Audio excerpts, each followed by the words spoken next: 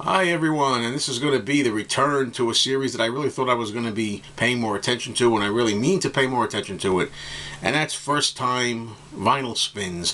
I'm still looking for a different title for this series, by the way. I'm thinking of calling it maybe Vinyl Verdicts, where I kind of like make a verdict on some albums. Maybe I'll keep the old title. Anyway, we'll see how that goes as the time goes on. I mean, there's albums that I've listened to and I had meant to make videos about, and then time passes and I forget, and then I don't really remember exactly what I thought of the records. Too much time has elapsed. So anyway, let's try to get back on track with that. Now, the series here basically is just simply that I listen to some records for the first time that I've never heard before, and then I make a decision as to what I think of them, whether it's good, bad, indifferent. I'm going to keep the albums, maybe get rid of the albums, or give it another listen, whatever it might be, based on the first impression. And I'm going to start with two Christmas albums because it's Christmas season, and I played these, and I'm going to start with this one, Merry Christmas, Brenda Lee. Everybody knows the famous song, Rockin' Around the Christmas Tree, and it's Brenda's big signature hit for Christmas. And I love this song, and I like Brenda Lee herself from some of the early albums that I've heard. So when I saw this in such great condition, like this too especially, I said, I'm going to get the whole album and take a chance on it. What have I got to lose? As it turns out, happily nothing. I really enjoyed this album. I just love it. It's going to be one of my all-time favorite annual Christmas albums now to play, without a doubt. She does stuff like Jingle Bell Rock, Santa Claus is Coming to Town, Silver Bells, Winter Wonderland, Blue Christmas, Frosty the Snowman, and some other songs that off the top of my head didn't recognize right away, but this was an easy listen, pleasant listen, festive listen, good time for the season. Have a holly jolly Christmas with Brenda Lee. It's an album that's been kicking around for a few years now that I picked up in the Christmas realm. It's Noel by Joan Baez, and I'll say right from the top that I haven't heard much Joan Baez. I have a bunch of albums of hers that I'd like to listen to and see what I think. I'm not going to say I'm anti-Joan Baez, because I'm not. I actually like her songs. Some of the songs, my favorite song is her single of The Night They Drove Old Dixie Down, which is a cover of I believe the band. And I like her version much better. It was a staple when I grew up with that top 40 hit. Her voice, depending on the song, maybe appeals to me or not. Well, I'm leading up to kind of be gentle on this, even though it's going to be hard. I didn't like this album at all. Now, I usually like to give an album its full due. I don't take it off prematurely, but I put this on and I just couldn't take it. I really couldn't take it. Her voice, the songs, they didn't go together for me in this particular instance, and some of the songs I really didn't even recognize. They weren't festive songs that I know. I really couldn't bear it. After the first side, I was done. I listened to the complete first side. I didn't even listen to the second. Now I realize, you got to give a full album its due, really. If I was gonna do an official review for Rolling Stone or some magazine or something, of course I'd listen to the entire album. But just for myself, time's short. Life is short, and there was no way this was going to redeem itself. I disliked the first side so much that. Too bad. I like the cover. I like the title. But the album itself, I'm never going to listen to it again, so it goes into the giveaway pile, the Goodwill pile, whatever. Okay. Now, here's a weird thing. Soupy Sales. He was a crazy kids television host, and I remember him just a little bit. I think I caught the tail end of his television career. I believe he was the guy that told all the kids, now listen kids, go inside your parents' wallets and take out all those little green pieces of paper you find in there and send them to me. I think there was a big controversy that kids did that. But the song The Mouse is ridiculous, and therefore it's a lot of stupid fun, and I get a kick out of seeing Soupy with that ridiculous looking expression of the mouse. And I don't know, this was only like a few bucks, and it was at my store. And it's funny that I'm probably going to keep the damn album because it's got stuff on here, just stupid stuff. Songs that are jokey, like Your Brains Will Fall Out, Mr. Cab Driver, The Nitty Gritty, Sad Sack, Speedy Gonzales. I like the song Sad Sack on here. But the funny thing is, of course, the novelty of this wore off very quickly after the first 2 or 3. I think I lasted 3 tracks before I was like, wow, this is really kind of like, you know, why am I thinking of keeping this? But yet, for reasons maybe some of you can relate to, when we're collectors, in some cases, there's just an album you want to keep for whatever reason. There's something about the nostalgia of the 60s for this and the cover, just to have it, and it was so cheap. I'm going to keep it. I don't think I'll be playing it much, but it's one of those albums I want to keep, just to have it, because what it is. Okay, let's see, where do we go next?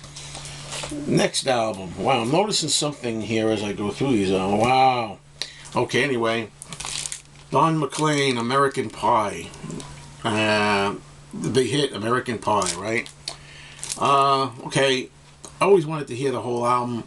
I have now. And I'm going to keep the album. Side 1 I enjoyed. As it got to side 2, I think I liked the track Vincent quite a bit. Side 2 was getting a little played out. I kind of had enough after side 1, but I did listen to the entire thing, and overall I'm going to keep it. And, you know, if for no other reason, because with the 45 you got to flip over American Pie Part 1 and Part 2. I mean, I don't think it's a great album, but it was good enough to keep in the collection. Something I'm noticing here, I'll tell you at the end of this video. The Rolling Stones, Emotional Rescue. Now, I think it's people are split on the title song, right? I love this song, Emotional Rescue. Absolutely love it. I liked it as a change of pace for the Stones at the time. I was only 18 in 1980 when this was a hit song. I was dating. And I always tell this story that I just remember, not to give you too much information, but I remember making out in the car. And Emotional Rescue was always on the radio. For some reason, that reminds me of making out, that song. So I like it. And I played the whole record for the first time.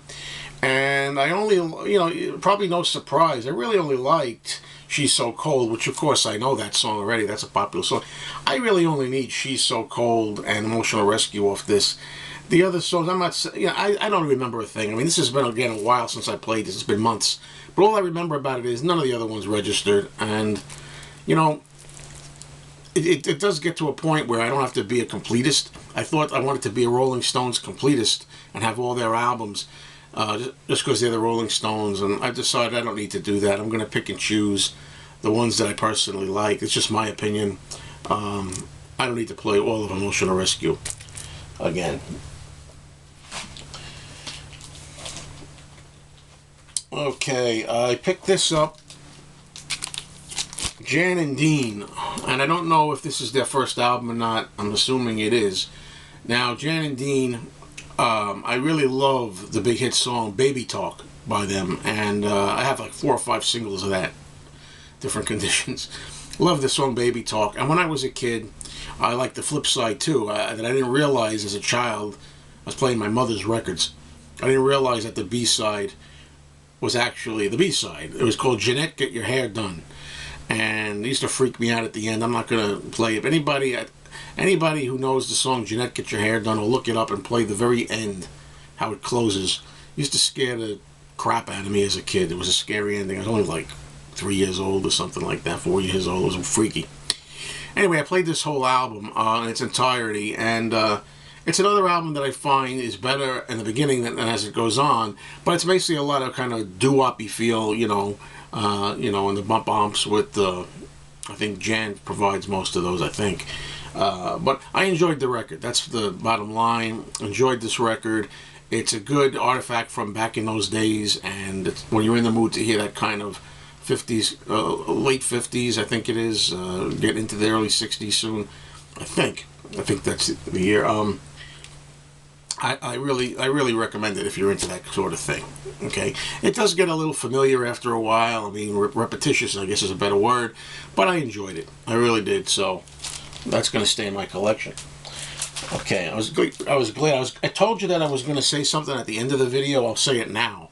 I was worried because I had thought, as I was looking through these records, and I found just all negative records, that I didn't find any that I liked. Thank God I happened to spot that Jan and Dean before it was too late. Because the next two I don't really have much good things to say about. And we're going to start with this brand new Record Store Day release that just came out. It's only a 12-inch single, basically. It's Say, Say, Say, the remixed version with Paul McCartney and Michael Jackson. Now, of course, I like Michael Jackson, and I like Paul McCartney. And the song Say, Say, Say itself, it's not one of my favorite songs. People are split on it. But I do like the original. It was Paul's last #1 hit in 1983. And I do like the original single okay. And being a collector of all things Beatles, I wanted to have this just to have the new remix. And I haven't heard the new remix yet. I don't have the new Pipes of Peace album that this single is from. The Archives collection for Paul. I just got, this is the first time hearing it. Didn't like the remix. And maybe that's because I'm so used to the original. Also because you're talking about Michael Jackson. Again, I've got no problem with, and I enjoy a lot of Michael Jackson stuff.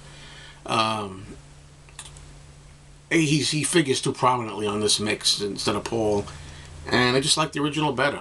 So that's going to stay in my collection because it's a collector's piece, you know, just like when you have a rock collection or a stamp collection. That's more like a rock. But this is the last item I'm going to show here. It's an album by War, The World is a Ghetto.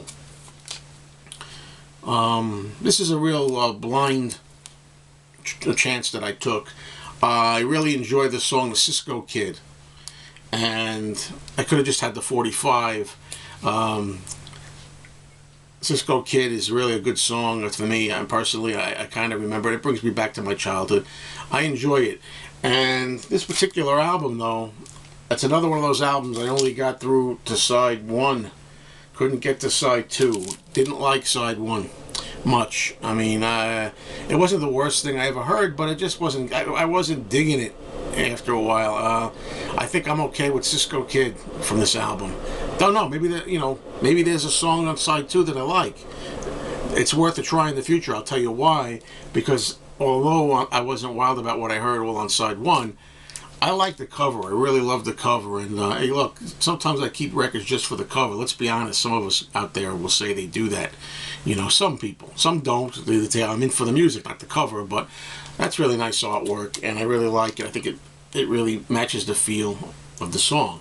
Anyway, that's this edition of this First Time Vinyl Spins. Still to maybe be changed in a different title of the series. I don't know. I didn't realize that I had so many dislikes in it. Sometimes you'll have all likes, all dislikes, mostly one or the other. But anyway, it was fun to make, and I hope to keep this going better. I say that every time, but this time I'm going to try to really make it a New Year's resolution.